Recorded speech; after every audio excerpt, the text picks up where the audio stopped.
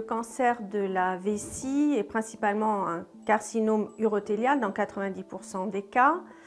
Cela représente 13 000 nouveaux cas par an en France, plus fréquent chez l'homme que chez la femme. Chez l'homme, il est en 4e position des cancers tout confondus.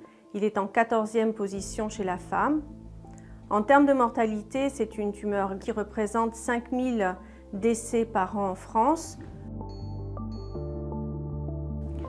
Le premier facteur de risque du cancer de la vessie est l'âge et bien sûr le tabac.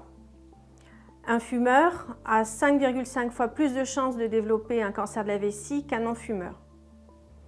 D'autres facteurs de risque sont maintenant bien connus, comme les amines aromatiques, les pesticides, certains environnements professionnels, mais également certains virus.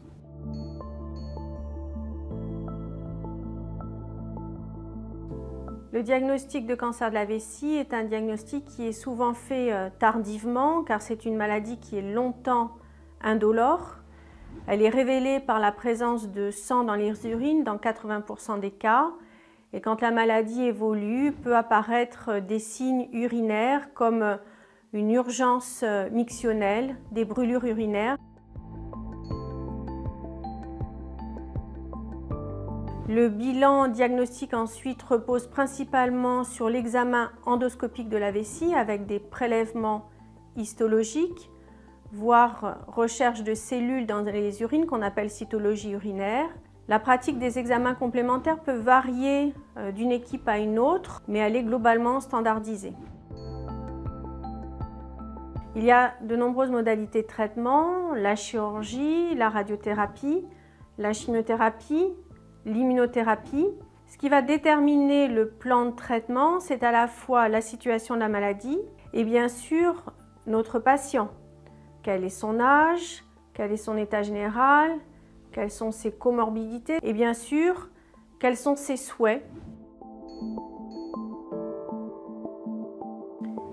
Il existe deux parties dans le suivi des patients.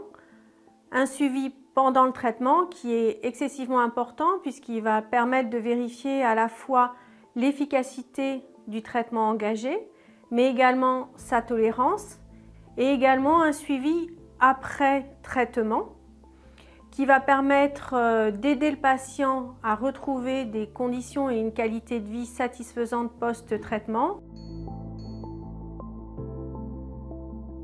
Les informations sont disponibles soit auprès des équipes soignantes, soit au sein des espaces rencontres informations, notamment avec la mise à disposition de livrets informations cancer de vessie.